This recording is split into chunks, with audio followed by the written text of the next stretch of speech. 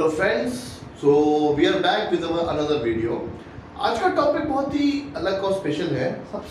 जो कुछ लोग होते हैं जो इस शब्द का इस्तेमाल नहीं कर पाते, उन्हें लाइफ में काफ़ी परेशानी होती है, लोग उनका काफ़ी फ़ायदा उठा लेते हैं। तो आज का हमारा टॉपिक यही है, लर्न हाउ टू से नो। नो बोलना सीखिए, कड़क होकर नो बोलना सीखिए। जो चीज़ आपको नहीं करनी है, जो चीज़ आपको पसंद नहीं है, जिस चीज़ में आपको लग रहा है कि आपका नुकसान है, आपका फ़ायदा नहीं है, सामने कोई भी हो, कैसा भी हो, नो बोलना सीखिए। ये लाइफ का सबसे इम्पोर्टेंट फंडा है। अगर आप ये शब्द का इस्तेमाल करना नहीं जानते, मैं नहीं बोलता कि हर टाइम पे इसी चीज़ का इस्तेमाल करना है, लेकिन जब परिस्थितियाँ हो और आप इस वर्ड का इस्तेमाल ना कर पाए तो आपको परेशानियों का सामना करना पड़ेगा। अब जो नो है, ये सिर्फ नो ब्लंटली नहीं बोल सकते। फॉर एग्जाम्पल, आपको लग रहा है कि अगर मैं सीधे से नो बोल दूं किसी को तो ब्लंट लगेगा, तो उसका भी इंतजाम। तो सपोज आपका कोई फ्रेंड है और वो आपको किसी काम के लिए बोल रहा है और आपको लग रहा है कि अगर मैं वो काम करता हूं तो उसमें मेरा नुकसान है, मेरे रिसोर्सेस का नुकसान है, मेरे टाइम का नुकसान है, और आपको वो काम करने का अंदर से बिल्कुल भी मन नहीं है, लेकिन वो आपका दोस्त है तो आप उससे दोस्ती बिगाड़ नहीं सकते, तो आपको उसको नो कहना है।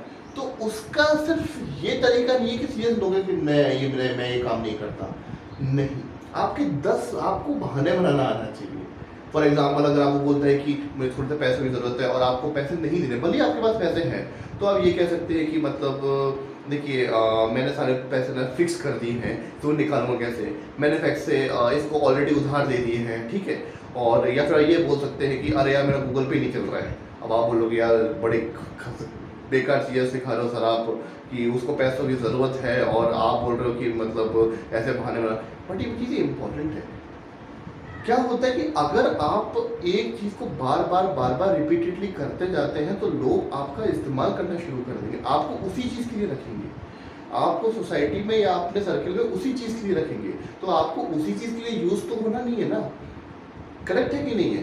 तो आपको ना सही टाइम पे ना बोलना आना चाहिए। अगर ना सीधे नो नहीं बोल सकते तो फिर इस तरीके से बोलिए कि वो समझ जाए कि इसका मतलब ना है। तो ये आपको बोलना चाहिए। अगर आप ना नहीं बोलेंगे, लोग आपका फ़ायदा बहुत उठाएंगे। लोग तो बोलेंगे ये तो भाई हर चीज़ के लिए हाँ बोलते हैं, ना बोल ही नहीं पाता। आपके हर रिसोर्सेज का लोग इस्तेमाल करेंगे, आपके टाइम का लोग इस्तेमाल करेंगे, आपकी वैल्यू कम होने लग जाएगी। तो you should have the right to say either yes or no, and saying no is your right. तो नो योर राइट, करेक्ट है कि नहीं है? और ये कहने से आपकी जो वैल्यू होती है बढ़ती है। अब क्या इसका मतलब ये है कि मैं आपको ये सिखा रहा हूं कि किसी जरूरतमंद की जरूरत के वक्त पे सहायता नहीं करनी चाहिए? बिल्कुल भी नहीं, ऐसा मैं नहीं कहा है। मैंने ये बिल्कुल भी नहीं कहा है। मेरी बात को ध्यान से समझना शुरू कीजिए। मैंने ये कहा है कि आप हर टाइम अवेलेबल मत रहिए।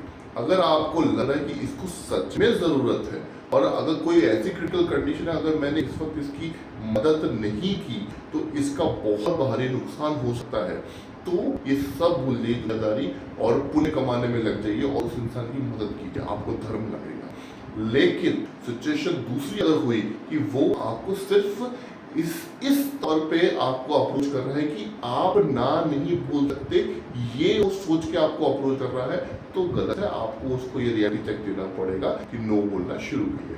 और नो बोलने कुछ लगता है, make good eye contact and से sorry, I want you to do this, it's that easy. और ट्रस्ट मी, जब ये चीज होने लगेगी ना, आपको आप जब नो बोलने लगेंगे तो आपको अंदर से खुद अच्छा लगेगा, आपको अपनी सेल्फ वैल्यू, सेल्फ एस्टीम बढ़ने लगेगी। तो आज का वीडियो इतना ही था और ये बहुत इंपॉर्टेंट मैसेज था जो मैं आप लोगों को देना चाहता था। सो कमेंट बॉक्स के बारे में बताइए कि आप क्या सोचते हैं। धन्यवाद।